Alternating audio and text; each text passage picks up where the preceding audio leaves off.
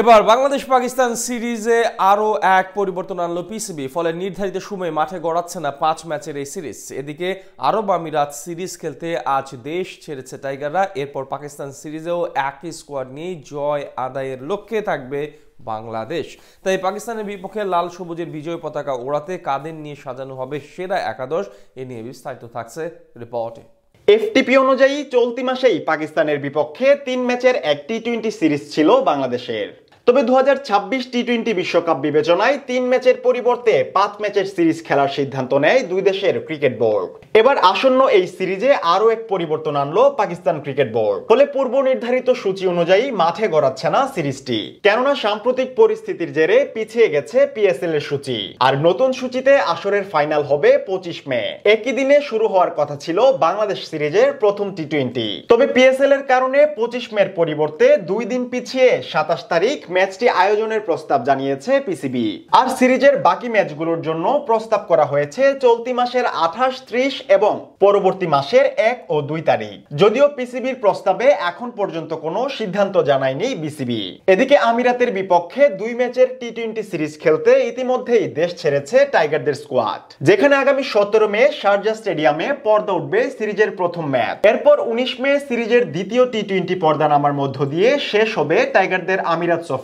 তারপর এই একই স্কোয়াড নিয়ে পাকিস্তানের বিপক্ষেও লড়বে সফরকারী টিম টাইগার্স। তাই কাদের নিয়ে সাজানো হবে পাকিস্তান জয়ের একাদশ, এ নিয়ে জল্পনার শেষ নেই টাইগার সমর্থকদের। এদিকে সাম্প্রতিক সময়ে টাইগারদের পারফরমেন্স বলছে দলের ওপেনিং এ দেখা যেতে পারে তরুণ তানজিদ তামিমকে। সবশেষ ডিপিএল এ দুর্দান্ত ছন্দের পাশাপাশি বিপিএল এও ঢাকার হয়ে রেকর্ড গড়া সেঞ্চুরি হাঁকিয়ে সর্বোচ্চ রান সংগ্রাহক তালিকায় চমক দেখিয়েছেন তিনি।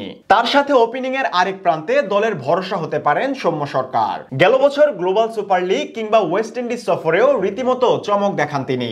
যদিও চোটের কারণে এবছর কিছুটা ব্যাকফুটে ছিলেন সৌম্য, তবে তার সামর্থ্যের ব্যাপারে কোনো সন্দেহ নেই নির্বাচকদের। এরপর ওয়ান ডাউনে দলের ট্রাম্প কার্ড হতে পারেন অধিনায়ক লিটনি, কেননা সবশেষ বিপিএল এ ঢাকার হয়ে রেকর্ড গড়া সেঞ্চুরির পাশাপাশি ওপেনিং জুটিতেও বিপিএল ইতিহাসের রেকর্ড বুক উল্টে পাল্টে দেন এই টাইগার কাপ্তান। তাছাড়া সবশেষ ক্যারিবীয় সফরের টি-20তে তার নেতৃত্বেই ওয়েস্ট ইন্ডিজকে হোয়াইট ওয়াশ করেছিল টাইগাররা। তাই পাকিস্তানের বিপক্ষেও টাইগারদের এই ওয়ার্ল্ড ক্লাস ক্রিকেটারের উপরই আস্থা রাখতে চাইবেন কোচ ফিল সিমন্স। এছাড়া মিডল অর্ডারের 4 নম্বর পজিশনে দেখা মিলতে পারে তাওহিদ হৃদয়ের। ঘরোয়া ক্রিকেটের সবশেষ 2 আসরেই তার ব্যাট ছিল দারুণ ছন্দে। এরপর 5 নম্বরে দলের পছন্দের তালিকায় থাকতে পারেন শেখ মাহিদি। ব্যাটিং এর পাশাপাশি তার দুর্বোধ্য স্পিনও এক কথায় অনবদ্য। অন্যদিকে 6 নম্বর পজিশনে দেখা যাবে ফিনিশার জাকের আলীকে। সাম্প্রতিক সময়ে তিনিও আছেন দারুণ ছন্দে। এরপর 7 নম্বরে থাকবেন হার্ড হিটার শামীম পাটোয়ারি। 8 নম্বরে দেখা যাবে লেগ স্পিনার রিশাদ হোসেনকে। আর পেস ইউনিটে দলের অন্যতম ভরসা হবে নাহিদ সাকিব এবং মুস্তাফিজের মতো বিশ্বমানের টাইগার পেসাররা।